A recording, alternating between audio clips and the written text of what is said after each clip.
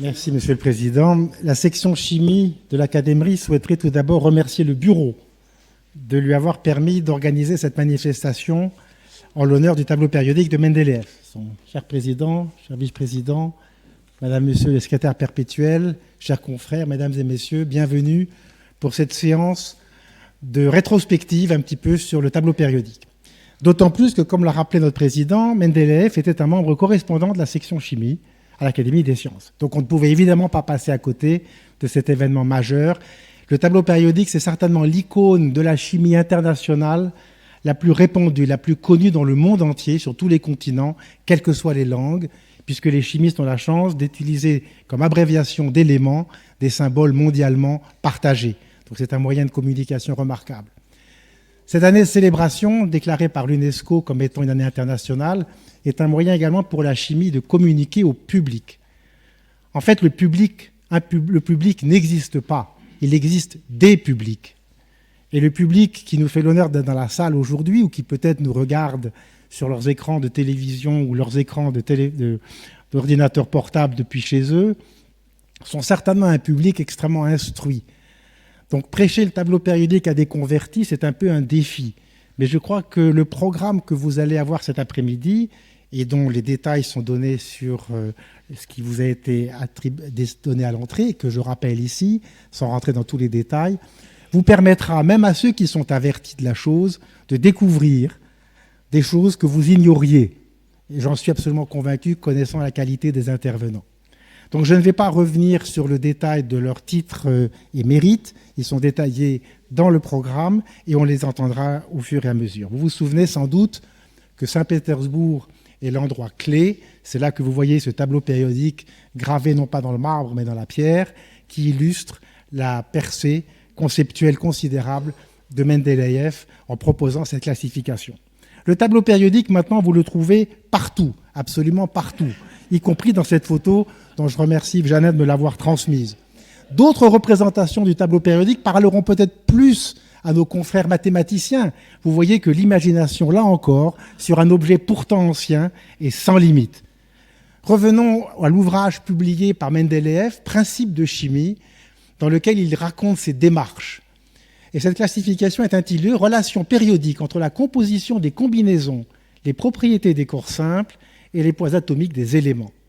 Et il termine ainsi « Il est utile de rappeler que jamais une loi générale ne s'établit d'emblée.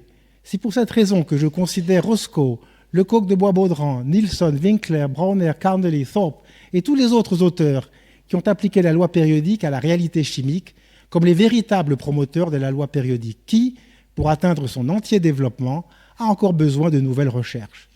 C'est donc pas une intuition unique qui apparaîtrait soudainement, mais au contraire, un long mûrissement porté par différents scientifiques. On est obligé de commencer au XVIIIe avec Lavoisier et Dalton, qui ont été les premiers à se pencher sur le problème de la classification des éléments chimiques. Et puis citer les travaux d'un très grand nombre de scientifiques illustres, Berzelius, Prout, De Bruijner, Jean-Baptiste Dumas, Cannizzaro, Pettenkofer, Gmelin, Béguier de Champ-Courtois, qui présente en 1862 à l'Académie des sciences sa fameuse vis tellurique, dont vous avez sans doute peut-être déjà vu des représentations, et nous y reviendrons tout à l'heure. C'est une vis autour de laquelle sont arrangés les éléments, de sorte que quand vous êtes dans une verticale, vous retrouvez une classification. Et ceci a été publié au compte-rendu de l'Académie des sciences, qui, comme chacun sait, nous est très cher, nous sont très chers. Continuons la liste, après Béguier de Champ-Courtois, dont la vis est actuellement visible à l'école des mines et malheureusement pas à l'Académie des sciences, John Newlands, Hodling, Lothar Meyer, qui propose en 1864 une classification en fonction des valences. Et là, on a un changement complet dans l'approche, puisque ce ne sont plus les poids atomiques qui vont servir de critères, mais les valences. Donc une notion de chimie, une notion qui va introduire les valences, la structure électronique, qui maintenant, bien entendu, est l'élément clé autour duquel la classification s'est faite. Puis Newlands, avec sa loi des octaves, on parlait de musique, nous y revoilà. Hodling, donc comme je disais, Meyer. François Lecoq de Bois-Baudran découvre en 1875 l'élément que Mendeleïev avait appelé l'éca-aluminium, dont il avait prédit l'existence 6 ans plus tôt, ce sera le gallium. C'est donc là la première fois qu'une prévision de Mendeleïev se concrétise 6 ans plus tard par la découverte d'un élément qui remplit une des cases manquantes du tableau de Mendeleïev. Nielsen découvre en 1879 le Eka-boron, qui va devenir le scandium. Carneley, Roscoe, Winkler découvrent le Eka-silicium. Eka voulait dire qui suit le silicium dans la classification, et qui va devenir le germanium. Thorpe, Brauner. Et j'aimerais terminer cette liste par Alfred Werner, mulhousien d'origine, qui a fait sa carrière en Suisse, prix Nobel de chimie pour avoir établi les bases de ce que nous appelons la chimie de coordination, l'interaction des métaux et des ligands. Mais ceci a bien entendu eu un impact bien au-delà de la chimie de coordination et bien au-delà de la chimie.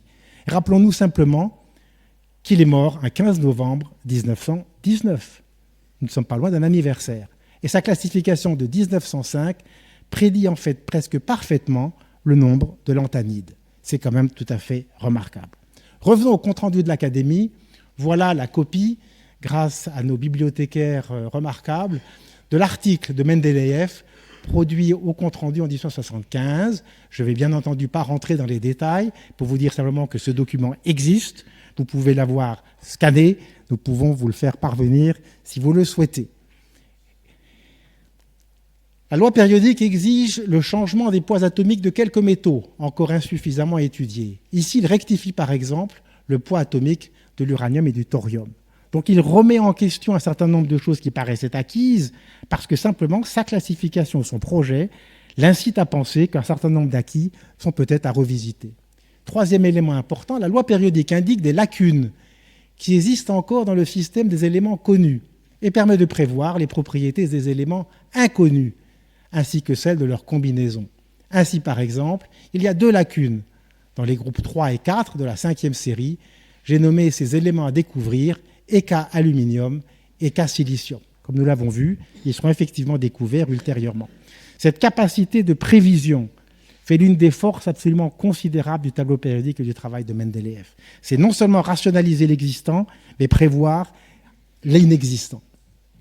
Et ces caractéristiques, qui sont reproduites là encore dans le détail dans l'article des comptes rendus, continuent par cette phrase. Il faut remarquer d'ailleurs que jusqu'à la découverte de la loi périodique, il était impossible de prédire l'existence des éléments encore inconnus. On doit espérer que la découverte de l'Eka-silicium, dont les propriétés présumées sont décrites dans le journal de Liebig, ne tardera pas à être réalisée. On doit le chercher avant tout près de l'arsenic et du titane, ce qui est tout à fait correct. Le tableau périodique, comme dit, nous accompagne tous les jours, non seulement les chimistes, mais également tous ceux qui s'intéressent à leur environnement, à la nature. Ce ne sont que des éléments qu'on retrouve dans le tableau périodique. Et en plus, le tableau périodique devrait vous accompagner tout au long de votre journée, depuis le matin jusqu'au soir. Ceci étant dit, je vais passer la parole au premier conférencier, Pierre Avenas, qui, en plus des titres mentionnés ici, fut directeur de la recherche et du développement d'Elf-Aquitaine. Donc vous voyez, nous avons aussi un chimiste avec de nombreuses casquettes. Il va nous parler des éléments chimiques aujourd'hui. Dans une séance ultérieure, il pourra nous parler de l'origine des noms des plantes, des animaux, des arbres. Bref, demandez-lui et il vous le dira. Pierre Avenas, vous avez la parole.